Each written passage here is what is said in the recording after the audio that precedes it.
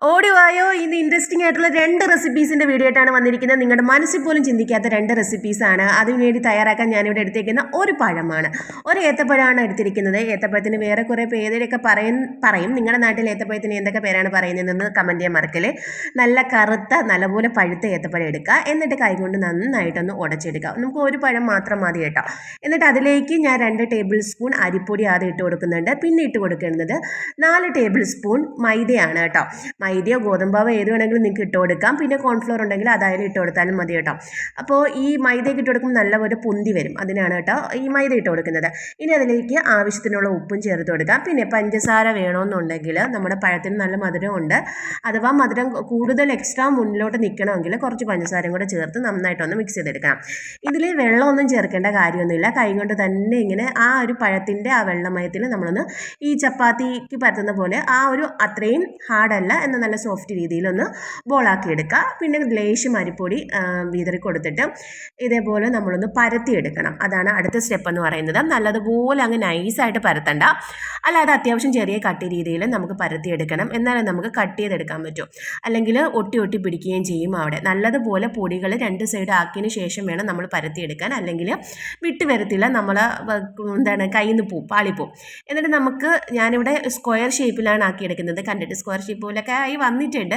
നിങ്ങൾക്ക് ഇഷ്ടമുള്ള ഷേപ്പിൽ ട്രയാങ്കിൾ ഷേപ്പിലോ അല്ലെങ്കിൽ സർക്കിൾ ഷേപ്പിലോ എങ്ങനെ വേണമെങ്കിലും നിങ്ങൾക്ക് ചെയ്തെടുക്കാവുന്നതാണ്.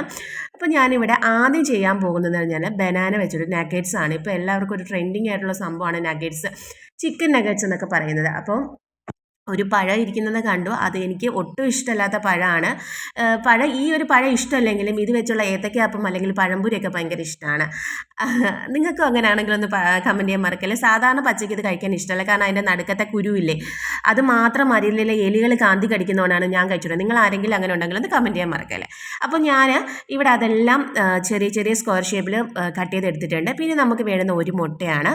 ഒരു മുട്ടയിൽ കുറച്ച് ഉപ്പ് ഇട്ട് അതൊന്ന് മിക്സ് ചെയ്തെടുക്കുക. പിന്നെ ബ്രെഡ് പൊടിച്ചത്, ഒരു 2 ബ്രെഡ് മാത്രമാണ് പൊടിച്ചതെടുത്തേക്കുന്നത്. ആദ്യം തന്നെ നമ്മൾ എന്ത് ചെയ്യുക, ഈ മുട്ടയിൽ മുക്കിയതിന് ശേഷം ഈ ഒരു ബ്രെഡ് ക്രംസിലും കൂടെ ഒന്ന് മുക്കിയെടുക്കുക. അതാണ് ഫസ്റ്റ് എന്ന് പറയുന്നത്. കുറച്ച് മാത്രമേ നമ്മൾ മുട്ടയിൽ മുക്കിയും ഇതുപോലെ തന്നെ ബ്രെഡ് ക്രംസിലും മുക്കിയെടുക്കുന്നുണ്ട്. ബാക്കി നമ്മൾ അല്ലാതെ തന്നെ ചെയ്യാൻ പോവുകയാണ്. അപ്പോൾ അതുകൊണ്ടാണ് 2 റെസിപ്പി എന്ന് ഞാൻ പറഞ്ഞത്. അപ്പോൾ ഒന്നാമത്തെ റെസിപ്പി എന്ന് പറയുന്നത് ബനാന നഗറ്റ്സ് ആണ് കേട്ടോ. അതാണ് ഇവിടെ റെഡിയാവാൻ പോകുന്നത്. അപ്പോൾ നമ്മളിങ്ങനെ മുട്ടയിലും അതുപോലെ തന്നെ ബ്രെഡ് ക്രംസിലും ഒക്കെ മുക്കിയെടുത്തത് എണ്ണയിലിട്ട് നന്നായിട്ട് മുരിച്ചെടുക്കുക. മിനിറ്റുകളൊന്നും വേണം, സെക്കൻഡുകൾക്കകം ഇതായി വരും കേട്ടോ. അപ്പോൾ ഇങ്ങനെ നല്ല 2 സൈഡ് നന്നായിട്ട് മുരിഞ്ഞു വരും. അതുപോലെ പൊങ്ങിയും വരും. എനിക്ക് ഏറ്റവും കൂടുതൽ ഇഷ്ടപ്പെട്ടത് ഈ ഒരു നഗറ്റ്സ് ആണ് കേട്ടോ. ഈ ബ്രെഡ് ക്രംസിലും മുട്ടയിലും മുക്കി ഉണ്ടാക്കിയതാണ് ഏറ്റവും കൂടുതൽ ഇഷ്ടപ്പെട്ടത്. ഓരോരുത്തരുടെയും ടേസ്റ്റ് ഡിഫറെൻ്റ് ആയിരിക്കുമല്ലോ. നിങ്ങൾക്ക് ഏതാണ് ഇഷ്ടപ്പെടുന്നത് ഉണ്ടാക്കി നോക്കിയിട്ടൊന്ന് കമൻറ്റ് ചെയ്യാൻ മറക്കരുത്. കാരണം നമ്മുടെ വീട്ടിലുള്ള സാധനങ്ങൾ തന്നെയാണ്. വല്ലപ്പോഴൊക്കെ പഴം മേടിക്കാത്ത വീടുകൾ കാണത്തില്ല. പിന്നെ ഈ ഐറ്റംസ് മൈദയോ അല്ലെങ്കിൽ അരിപ്പൊടി ഇതെല്ലാം അവരുടെ വീട്ടിലും കാണും, മുട്ടയും കാണും. ഇനി അഥവാ മുട്ട കഴിക്കാത്തവർക്ക് വേണ്ടിയാണ് അടുത്ത റെസിപ്പി എന്ന് പറയുന്നത്. നമ്മൾ ഇങ്ങനെ പരത്തി വെച്ചേക്കുന്ന ഈ ഒരു സംഭവം ആ ഒരു ഷേപ്പിലുള്ളത് അത് അതിലേക്ക് ഇട്ട് കൊടുക്കുക. അത്രയേ ഉള്ളൂ. നമ്മൾ രണ്ടാമത്തെ റെസിപ്പി എന്ന് പറയുന്നത് ബനാന പക്കോവടയാണ്. നല്ല ക്രിസ്പിയാണ്, അതിൻ്റെ ഉള്ളിലൂടെ നല്ല സോഫ്റ്റും ആണ്. നമുക്ക് കടിക്കുമ്പോൾ തന്നെ 2 ലെയറായിട്ട് ഇങ്ങനെ കിട്ടും. അത് പിന്നെ ഒരു കാര്യം പറയാമെന്ന് വെച്ചാൽ ഈ ഒരു പക്കോവട കഴിക്കുമ്പോഴത്തേക്കും അതിനകത്ത് കുറച്ച് മധുരം കുറവുപോലെ ഫീൽ ചെയ്യും. അതുകൊണ്ട് ഉണ്ടാക്കുന്നവരാണെങ്കിൽ കുറച്ച് മധുരം കൂടി ഇട്ട് ഉണ്ടാക്കിയെടുക്കുക കേട്ടോ. മധുരം കൂടുതൽ ഇഷ്ടപ്പെടുന്നവരാണെങ്കിൽ, അല്ലാത്തവർക്കാണെങ്കിൽ ഇത് ഓക്കെയാണ്.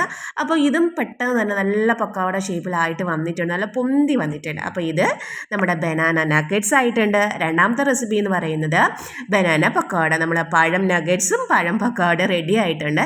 എല്ലാവരും ഒന്ന് ട്രൈ ചെയ്ത് നോക്കൂ, നല്ല ടേസ്റ്റിയാണ്. പിന്നെ ദയവായി കൊള്ളാൻ തോന്നിയെങ്കിൽ ചാനൽ സബ്സ്ക്രൈബ് ചെയ്യുക. ബൈ.